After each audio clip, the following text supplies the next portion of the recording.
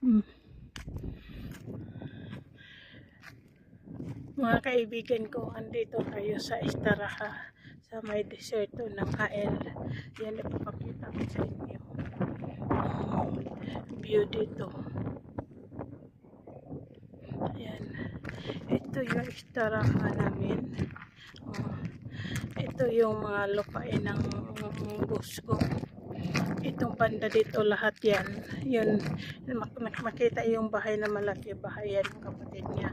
Pero ito sa amin, Istaraha lang to, parang tambayanan ba, bakasyonan. Pati yun, bakasyonan. Yun, bahay talaga yun ng kapatid niya. Yung mga bakanting lupa, yan pa yung hindi na anuhan ng mga kapatid niya. Yan, ito yung view dito.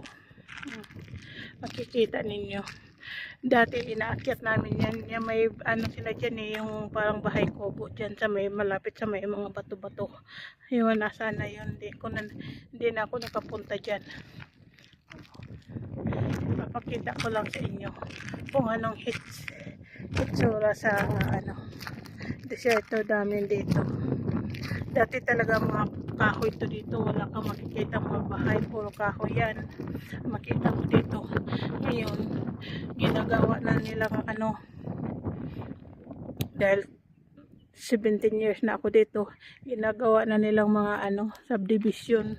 Dati wala ka talaga makikita dito, puro bundok, kahoy. Kita niyo yan, mga kahoy pinuputol-putol na nila. Kaya dahil maginaw, hayaan nyo. Ayan diyan, binubuldo na nila yan, ginagawa na nila ng yung mga tawag nun, mga subdivision. Ito dati yan, wala yan. Nung bagong dating ako dito, akala mo dahil yung bahay ng mama niya doon lang banda. Tapos sabi ko, kung ako maging katulong dito, hindi ako abutan ng 1 linggo dito, uwi ako dahil wala ka talagang kapitbahay. Mabuti na lang doon sa mama niya, tumira yung anak niya doon, malaking bahay din, marami na sila doon nakatira. Hindi na tulad dati nga nagsusulo lang siya, tapos punong kahoy. Ganyan dito ako tuwing Bernis ng gabi, tuwing tapos uuwi kami ng linggo ng hapon o Lunes ng umaga. Dahil wala naman akong batang yan talaga, ganyan na lang. Ganyan, ang gandang araw ngayon, mga may araw. 1 linggo dito nag-uulan, walang hinto. Ngayon umaraw, pero paginaw pa rin. Grabe, sobrang ginaw ngayon. Dito na dati last December na akala mo summer pa rin dito. Ngayon iba, maginaw. Kaya kailangan mo talagang mag-jacket at mag-hoodie. Dahil ganyan lang ang namin.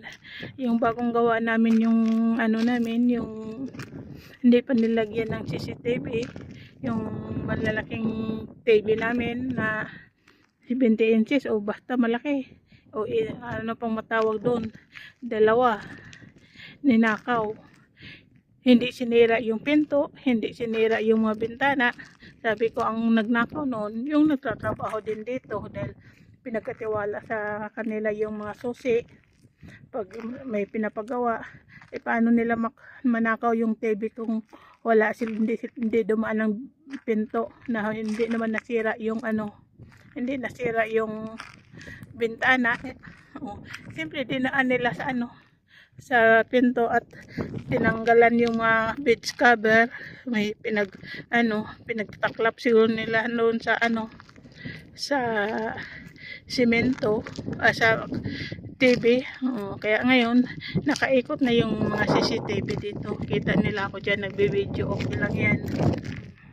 Ganyan, kita nyo, ay ganyan.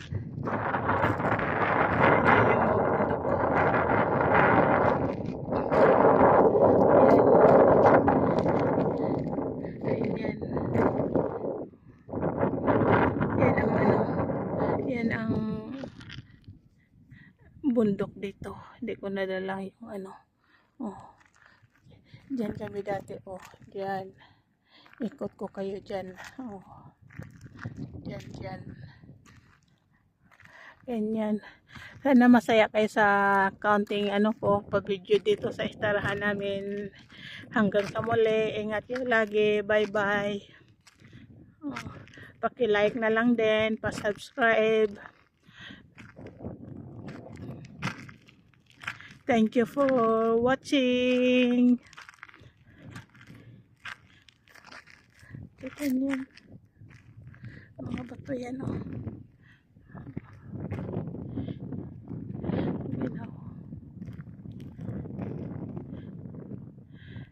Hanggang sa muli, bye-bye. Ingat kayo lagi. Merry Christmas in advance. Bye, God bless you all. Bye-bye. Shout out to my followers, subscribers, and YouTube. Hello everyone. Bye-bye.